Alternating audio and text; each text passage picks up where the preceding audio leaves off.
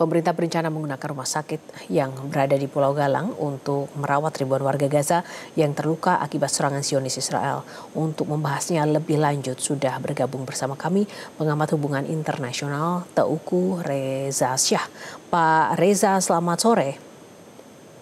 Selamat sore, salam dari Unpad di Bandung. Salam Bapak, selamat sore. Bagaimana Anda melihat rencana pemerintah ini, Bapak? Mampukah Indonesia menampung dan juga merawat ribuan warga Gaza yang terluka? Terima kasih. Ini merupakan ide yang baik ya, karena kita sudah memiliki pengalaman dari menangani para pengungsi dari Asia Tenggara pada saat tahun 75 sampai tahun 80, dan sekarang kita sudah pernah menangani dengan saat COVID, dan sekarang menangani dengan masyarakat dari Gaza. Dan sekarang Pulau Galang ini sudah menjadi perhatian dunia, mendadak menjadi headline. Saya perhatikan pulau yang sebesar 80 km persegi ini sudah menjadi headline di koran Guardian di Inggris, kemudian koran Anadolu di Turki, dan koran Independent di United Kingdom. Saya sangat berharap kita serius dengan hal ini ya, karena mungkin mahal sekali, mungkin menuntut kemampuan diplomasi yang luar biasa, tapi ide besar ini dapat diterima secara ideologi Pancasila, terutama sekali sila ke-1 dan sila ke-2, kemudian juga dapat diterima secara konstitusi Republik Indonesia, karena langkah ini dibuat dalam kerangka turut memelihara perdamaian dunia, dan kita berharap juga dapat mendapat dukungan dari negara-negara yang berkebudayaan Islam, karena ide ini sesuai dengan prinsip-prinsip seperti umatan wasaton, umatan wahidah, ukhuwah Islamiyah, kemudian umatan basariyah. Kemudian masalah lainnya adalah perlunya koordinasi dengan di tingkat nasional, karena sepanjang pengetahuan saya, ide besar ini belum tentu ada di dalam RAPBN, kemudian juga belum tentu dimengerti oleh kalangan-kalangan kementerian lembaga yang ada di Indonesia. Karena itu dituntut juga, mumpung pasien tersebut belum datang, kita hendaknya melakukan konsultasi terus-menerus dengan negara-negara Teluk, dengan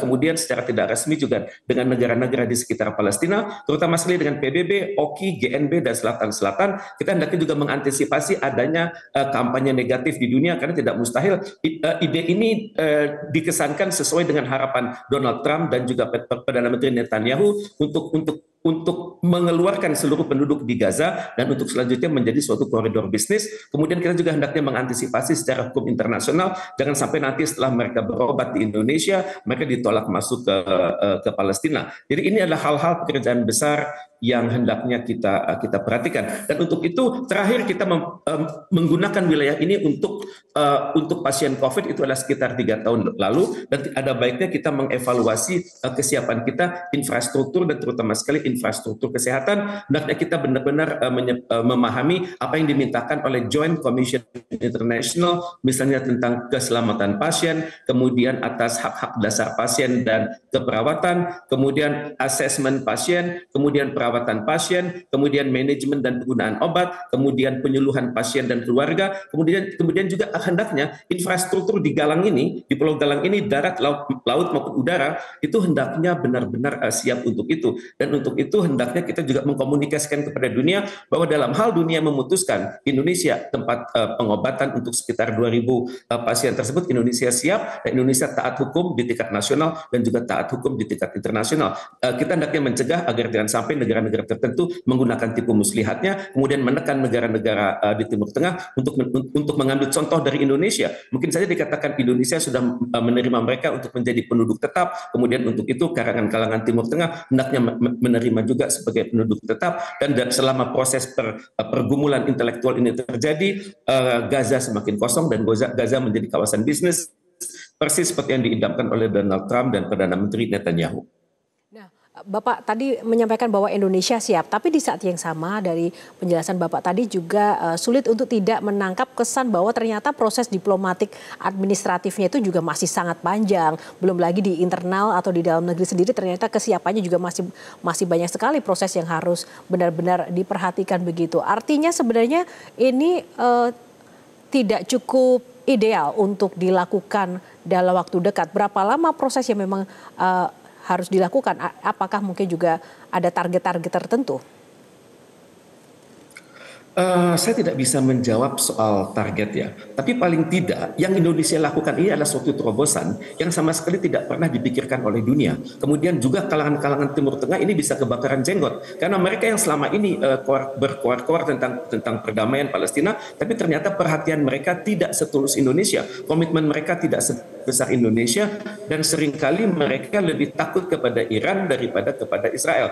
Dan untuk itu saya sangat berharap ini momentum yang kita harus jaga, terutama sekali menjelang HUT kemerdekaan RI, bahwa kita bisa mengatakan bahwa Indonesia adalah negara bukan level kita bukan hanya level Asia Tenggara, tapi level kita adalah memelihara perdamaian dunia persis seperti yang dicita-citakan oleh konstitusi kita. Dan untuk itu saya sangat berharap kata-kata kunci seperti Palestina, PBB, kemudian Galang ini dapat menjadi kata kunci pada saat Presiden kita berpidato tanggal 30 September nanti. Dan saya sangat berharap ada langkah-langkah konkret ya, misalnya apa yang sedang kita lakukan ini kita komunikasikan kepada dunia, kemudian kita komunikasikan juga pada dunia tingkat kesulitan yang mungkin kita hadapi, karena tidak mustahil mereka yang akan datang itu bukan hanya sakit tapi juga traumatik. Jadi untuk itu kita akan bekerja sama bukan hanya dengan level dunia medis Indonesia, tapi juga dengan dunia medis dunia, karena apa yang sedang kita lakukan ini dapat menjadi riset yang tidak ada habis-habisnya, bagaimana menghadapi perilaku masyarakat yang sedang trauma, bagaimana mereka yang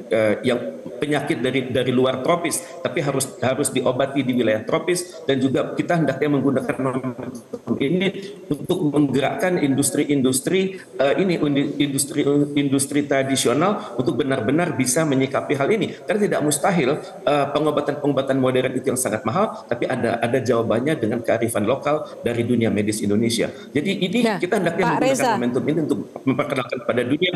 Ya. Ya, Pak Reza, banyak juga yang menyampaikan bahwa bukankah mungkin lebih efektif dan efisien jika warga Gaza dirawat di negara-negara Arab yang lebih dekat dan Indonesia bisa memberikan kontribusi yang sejalan dan menyesuaikan seperti itu. Nah, seperti apa sejauh ini komunikasi pemerintah kita dengan negara-negara Arab dan juga Timur Tengah terkait dengan Gaza ini? Apakah mungkin Anda mendapatkan informasi terkait hal ini?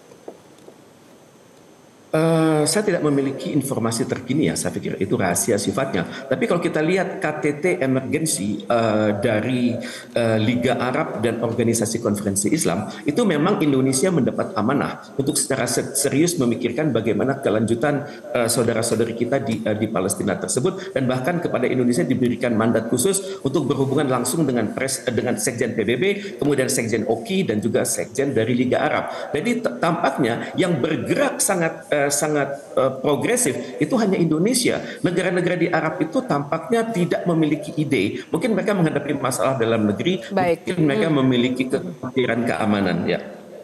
Baik, terima kasih Bapak Teguh Reza Syah, pengamat hubungan internasional, untuk ulasannya yang sangat komprehensif bersama Metro hari ini pada sore hari ini. Selamat sore Pak, terima kasih, salam sehat selalu. Jelajahi cara baru mendapatkan informasi. Download Metro TV Extend sekarang.